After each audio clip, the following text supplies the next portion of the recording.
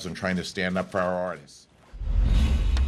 Avez-vous fait installer vos pneus d'hiver? Souvent, quand la belle saison automnale s'étire, on est un peu plus lent avant d'aller de l'avant avec ce mal nécessaire.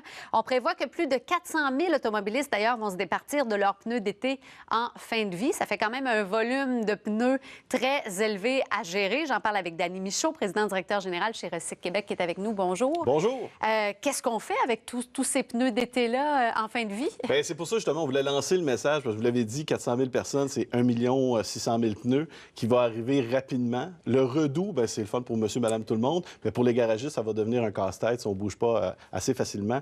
On a fait le tour quand même de nos garagistes, de nos transporteurs, de nos conditionneurs pour être prêts cette année. Il y a un facteur qu'on ne contrôle pas, c'est celui de la température des gestes des gens. Puis on demande aujourd'hui d'y aller le plus rapidement possible, de prendre le rendez-vous pour s'assurer qu'on n'attende pas le 15 décembre, les 2 dernières semaines, parce que souvent on attend le premier flocon de neige pour bouger et on sait que ça va être une problématique logistique si on ne le fait pas. Donc on est là proactivement pour dire aux gens, faites-le, puis comme ça on va être capable de gérer nos pneus de façon adéquate. Qu'est-ce que vous faites avec ces pneus-là? Il y a différentes alternatives de débouchés au Québec. Vous savez, il y a des tapis de dynamitage qu'on utilise beaucoup. Il y en a une compagnie ici au Québec qui fait ça. On a des tapis aussi pour les étables, dont pour les vaches, pour avoir un certain confort. Ah oui. Il y a aussi du caoutchouc, il y a du revêtement que j'ai vu d'insonorisation. Il y a différentes choses qui sont faites. Et on accompagne aussi de nouveaux débouchés parce qu'on l'a vécu il y a 2 ans avec la recrudescence de l'augmentation des pneus.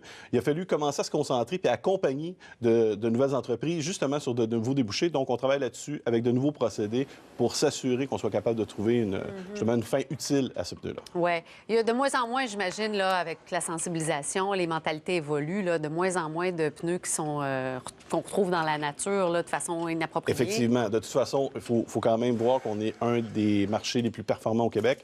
Notre programme fonctionne bien. Ça fait plusieurs années qu'on l'a. On a au-dessus de 12 000 points pour recueillir les pneus dont imaginez à travers le Québec. C'est quand même beaucoup. Oui, il faut faire quand même attention hein, parce qu'on a une tendance à dire que le pneu est une matière inerte. C'est pas parce que c'est une matière inerte qu'il faut la laisser un peu partout. Il faut quand même la contrôler puis s'assurer qu'on va la porter au bon endroit. Et c'est gratuit. Les points de dépôt où ils sont accrédités par Recyc Québec, bien, ces points-là reçoivent le transport et le conditionnement gratuitement.